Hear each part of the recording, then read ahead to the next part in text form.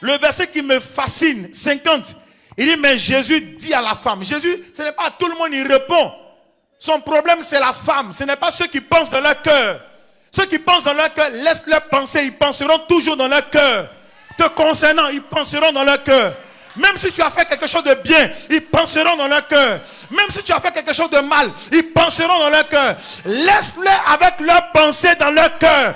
Toi, approche-toi de Jésus. Même si on t'a insulté, approche-toi de Jésus. Même si, bien aimé, tu ne vois pas devant, approche-toi de Jésus. Au verset 50, il parlera sur toi. Mais Jésus dit à la femme, Jésus dit à quelqu'un ce matin, Jésus dit à un frère, à une soeur ce matin, il dit, ta foi t'a sauvé. Et ce matin, tout comme le dimanche dernier, je veux parler de vivre la gloire de Dieu. Amen. Lisons un texte qui va nous entretenir et qui sera notre texte de base. Psaume 37, le verset 25. David dit, moi David, j'ai été jeune. La gloire de Dieu a été avec moi. J'ai vieilli. La gloire de Dieu a été avec moi. Quand je regarde dans le rétroviseur, ma postérité manifeste aussi la gloire de Dieu. Et ce matin, j'aimerais dire à quelqu'un, ce que tu vis présentement dans la gloire, il faut que tes enfants, assure-toi que tes enfants et les enfants de tes enfants soient aussi influencés par cette même gloire. C'est pour ça que je veux parler à toute cette jeunesse qui souvent a des mauvais repères. Reconsidère tes voies. Parce qu'un jour tu pourras dire, j'ai été jeune et j'ai marché avec Dieu. Et sa gloire a été manifeste dans ma vie. C'est ce que David dit. Gloire à Dieu. David dit, Dieu n'abandonne pas. Dieu que nous servons n'abandonne pas. Si tu décides de vivre dans sa gloire, il ne t'abandonnera pas.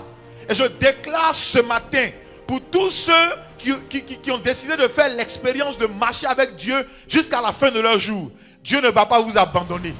Pour tous ceux qui ont décidé d'avoir une alliance avec Dieu jusqu'à la fin de vos jours, Dieu ne va pas vous abandonner.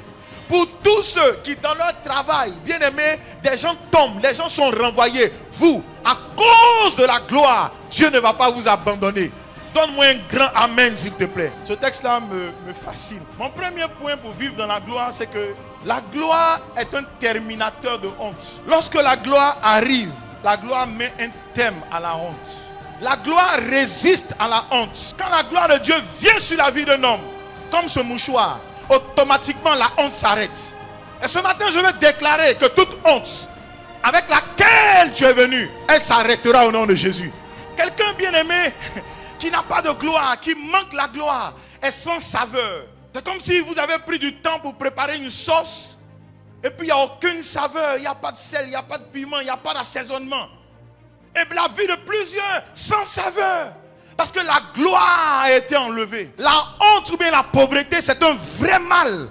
Et c'est un moyen de déshumanisation du genre humain. Quand quelqu'un est pauvre ou bien que quelqu'un manque la gloire, ça le déshumanise. Il n'est plus lui-même. Ce n'est pas parce que vous venez à l'église que vous serez automatiquement délivré de cette honte ou bien libéré de cette pauvreté. Non, ça n'a rien à voir avec ton assiduité à l'église. Mais j'ai une bonne nouvelle pour toi. Pour être libéré de la pauvreté, de la honte, du manque de gloire, il faut passer à une phase, bien aimée, où tu obéis à Dieu. Ça veut dire que quand j'ai été privé de la gloire, si je reviens à obéir à Dieu, sa gloire m'influencera. Et sa gloire viendra sur moi. Ce matin, au nom de Jésus, je vais déclarer que sa gloire viendra sur toi. Je dis, je vais déclarer que sa gloire viendra sur toi. La gloire peut être partie parce qu'un homme est rentré en contact avec toi, il a pris quelque chose de toi. La gloire peut être partie parce que, bien aimé, tu as contracté quelque chose de mauvais. La gloire peut être partie parce que tu t'es associé à quelqu'un de mauvais. Et la gloire peut être partie. Et la honte s'installe. Mais ce matin, j'ai une bonne nouvelle pour toi et c'est cette bonne nouvelle que je veux te parler. Pour être libéré de cette pauvreté, du manque, de la honte, il faut l'obéissance. Dis avec moi l'obéissance. Mieux que ça, s'il te plaît, l'obéissance. L'obéissance est une décision. L'obéissance est quoi? Une décision. Un jour, Isaac a décidé La gloire chemine avec des gens qui entendent Dieu et qui obéissent à Dieu. Isaac dit, mon commandant, je suis à ton garde à vous. Isaac dit, je reste à ton commandement, je reste au garde à vous. Et dans Genèse 26, le verset 12, la Bible dit, Isaac sema dans ce pays. Mais il n'y a rien. Il n'y a rien qui présage que demain sera meilleur. Mais Isaac, qui avait entendu Dieu lui parler, sema dans ce pays. À ce stade, j'aimerais dire, mais plusieurs vont dire, mais pasteur, écoute, comment nous saurons que Dieu nous a parlé? Il t'a parlé plusieurs fois. Isaac sema dans ce pays et recueillit cette année le centuple. Car l'Éternel fit quoi? Le bénit. Verset 13. Cet homme devint riche. Et il alla s'enrichissant, lisons ensemble, de plus en plus. Jusqu'à ce qu'il devint fort riche. Verset 14. Il avait quoi? Des troupeaux, de menus bétail, des troupeaux, de gros bétail et un grand nombre de serviteurs. Aussi, les Philistins lui portaient envie. Qu'est-ce qui s'est passé? La gloire est venue sur Isaac. Et les hommes ont commencé à envier Isaac. Isaac a semé l'obéissance à Dieu et Isaac a moissonné l'obéissance. Ne vous y trompez pas. Si vous semez l'obéissance à Dieu, vous moissonnerez l'obéissance. Si vous donnez votre obéissance à Dieu, vous moissonnez l'obéissance. Et ce matin, la gloire de Dieu viendra alors que tu sèmeras ton obéissance. Ton obéissance. Mais j'aimerais vous faire remarquer ceci. Malgré les promesses abondantes de bénédiction sur la vie d'Isaac, ça n'a pas empêché Isaac de travailler. Isaac n'a pas croisé les bras. Écoute-moi, la gloire est déjà libérée. Mais si tu croises les bras, la gloire ne viendra jamais sur toi. Isaac a travaillé la terre. Plusieurs chrétiens, après mon message, diront, mais nous ne voyons rien. Ou bien disent déjà, mais pasteur, nous sommes enfants de Dieu. Nous venons aux 3 heures de prière. Nous sommes venus le matin très tôt, déjà même dès 6 heures. Mais nous ne voyons rien. Laisse-moi te demander, bien-aimé, une seule chose. Une seule chose. Une seule chose. Qu'as-tu semé devant Dieu? Ou bien est-ce que tu as commencé par travailler? Tu dors jusqu'au lendemain et tu t'attends à ce que Dieu se révèle à toi? Non. Tu sais, pasteur, je n'ai rien. Mais est-ce que tu travailles? Tes mains sont là, non? Dis amen, s'il te plaît. Matin, alors qu'on faisait le cours de baptême, je réponds en même temps à tout le monde. Mais regarde les autres pasteurs, ils ont beaucoup d'argent. Je ne définis pas la gloire à l'argent. La gloire, ce n'est pas l'argent. La gloire, c'est la beauté manifeste de Dieu. Mais pasteur, j'ai accepté Christ. Ça ne suffit pas, mon frère. Tu as accepté Christ, travaille. Tu as accepté Christ, obéis. Même pasteur, je parle en langue. Ça ne suffit pas. La société d'électricité ne comprend pas ton parler en langue, mais comprend la gloire qui est déclenchée dans ce parler en langue. Ton voisin, ton propriétaire, écoute-moi, ne comprend pas ça. Tu sais, moi je suis propriétaire. Les gens qui sont de l'autre côté chez moi là, ils parlent aussi en langue. Mais à la fin du mois, il y a un seul langage qu'on comprend. Nous deux. Nous deux. Tu veux la gloire?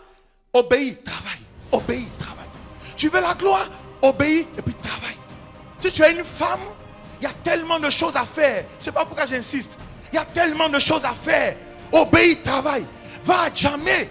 C'est la saison des pluies. Peut-être qu'elle est en train de se terminer. Va acheter 2-3 parapluies. Vends ces parapluies. Fais de la plus-value. Est-ce que je parle à quelqu'un? Fais de la plus-value. Mais les gens disent il pleut. Toi aussi tu dis il pleut. Maintenant écoute ce texte. On va le lire attentivement. Luc 7, verset 36 jusqu'à 50. Dans ce texte, on aura plusieurs enseignements. Des personnes qui sont sans gloire et qui ont recherché la gloire. Parce que la gloire de Dieu, là, on la cherche. Parce qu'en réalité, si tu restes dans ton attitude, tu risques de ne pas bénéficier de ce que Dieu a. Autrement dit, si tu marches avec Dieu, il va te donner ce qu'il a. Et la Bible dit, et bientôt, elle lui mouille les pieds. Elle lui mouille les pieds. Et de ses larmes, plus les essuie avec quoi? Ses cheveux. Et elle baisa ses pieds. C'est-à-dire, elle donne beaucoup de bisous aux pieds. Et elle oint ses pieds avec le parfum. C'est-à-dire qu'elle s'est positionnée comme ça. Elle ne s'est pas arrêtée. Lorsqu'elle a fini de pleurer, elle s'est positionnée comme ça. Et les cheveux sont la gloire de la femme. Je veux déposer à tes pieds ce que j'ai de plus cher, mes cheveux et le parfum que j'ai en main. C'est un signe d'adoration. Elle dit, moi, je suis une femme pécheresse. Si je parle avec toi, tu me diras déjà ce que je sais. Mais comme je suis consciente de ce que je suis, j'ai besoin de ramener ça à tes pieds. Oh, c'est à tes pieds que je peux trouver la paix, la tranquillité. Elle dit non, je ne suis pas digne même de m'agenouiller, je vais m'asseoir. Et si je suis à tes pieds, c'est sûr que tu auras pitié de moi. Ça, c'est l'image que nous avons. Quand quelqu'un vient à l'église, guigne pété, un pécheur. C'est-à-dire qu'il a arrêté à côté de toi à l'église, mais toi, toute ta concentration là, ce n'est pas sur ceux qui chantent. Frère, il est venu chercher Dieu. Il faut prier que Dieu touche son cœur.